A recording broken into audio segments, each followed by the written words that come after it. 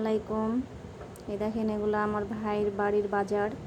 এখানে হচ্ছে পেঁয়াজ, আর এখানে হচ্ছে আচারের জন্য আম দিয়েছে, আর এখানে আছে হচ্ছে খেসারির ডাল, আর ওইখানে হচ্ছে তরমুজ। এর আগে আলু পেঁয়াজ অনেক কিছুই দিয়েছিল, তো আবারও নতুন করে পেঁয়াজ দিয়ে গেছে, আর এই যে হচ্ছে আম দিয়ে গেছে। তো এই যে মানুষ কথায় বলে না, আপনের চাইতে পর ভালো আর পরের চাইতে জঙ্গল ভালো। আমার চারটা ভাই আছে, অথচ আমাকে কেউ ঠিক মতন খোঁজও নিয়ে দেখে না। দুইটা বোন আছে, তারা জিজ্ঞাসাও করে না যে আমি খাইছি কি খাই নাই, ভালো আছি কি নাই। তো এটাই হচ্ছে আত্মীয় স্বজনের, মানে তাও একটা টান থাকে।